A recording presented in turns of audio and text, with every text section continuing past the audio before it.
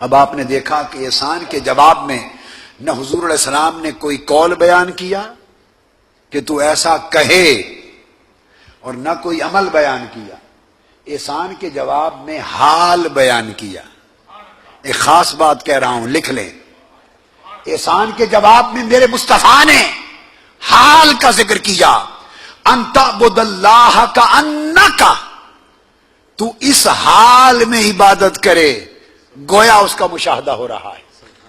تو احسان کے جواب میں حضور نے کیا بیان کیا؟ حال. جو لوگ حال کا انکار کرتے ہیں وہ اصلاح کر لیں کہ حال احسان کا نام ہے. تو احسان کے جواب میں حال بیان کیا کأنک تراہ. ایمان کے جواب میں میرے آقا نے قال بیان کیا ان تؤمن باللہ. ایمان کے جواب میں تو یہ کہے کہ میں اللہ پر، رسولوں پر، قیامت پر ایمان لاتا ہوں دل کی تصدیق کے ساتھ. تو ایمان کے جواب میں قال تھا. مل اسلام، اسلام کیا ہے؟ فرمایا نماز پڑھ، زکوٰۃ دے، حج کر. تو اسلام کے جواب میں عمل بیان کیا. ایمان کا جواب قال میں تھا، اسلام کا جواب حال میں تھا، عمل میں تھا، اور احسان کا جواب حال میں دیا. اے اہل علم و سامعین، سمجھ لو دین تین نعمتوں کے جمع کرنے کا نام ہے. دین قال بھی ہے، دین عمل بھی ہے، دین حال بھی ہے. جو لوگ فقط دین کو قال سمجھتے ہیں وہ محروم عمل اور محروم حال ہیں. انہوں نے دین کا ایک جز پایا. اور جن کی کوشش صرف اعمال دین پر رہتی ہے کہ نماز پڑھو، روزہ رکھو، عمل کرو، عمل کرو، عمل کرو، عمل کرو، جن کا سارا جہد فقط عمل پر ہے، انہوں نے بھی دین کے ایک جز کو پایا. چونکہ میری طبیعت میں تعصب نہیں، میں اٹھا کے سب کچھ رد کر دینے والوں میں نہیں ہوں. جتنا ہے اتنا مانتا ہوں، جو نہیں ہے اس کی نشاندہی کرتا ہوں. تو فقط اہل قال وہ بھی دین کا ایک جز رکھتے ہیں، اور فقط اہل عمل وہ بھی دین کا ایک جز رکھتے ہیں. اور جن لوگوں نے حال پایا انہوں نے دین کے اعلی جز کو پایا. تو سمجھ لو کہ قال بغیر عمل کے ہو سکتا ہے.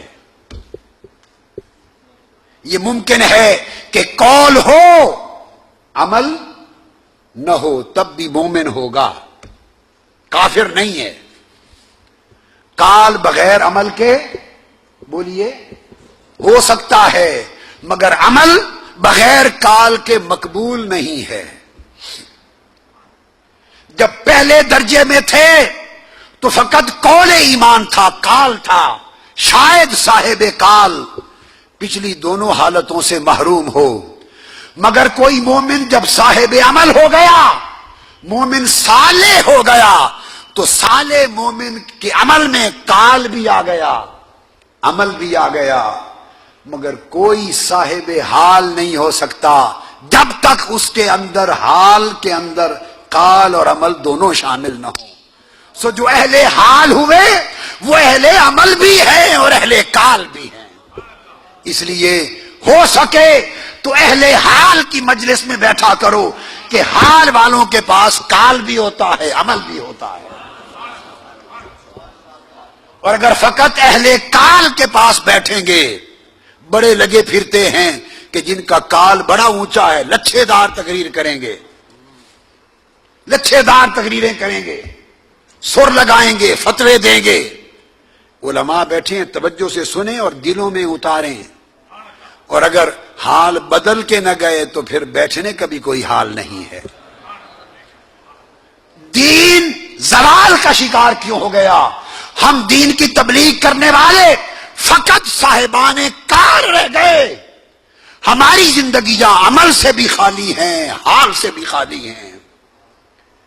تیرا امام بے حضور، تیری نماز بے سرور، ایسے امام سے گزر، ایسی نماز سے گزر. تقریریں کرنے سے دین کی حفاظت نہیں ہوتی.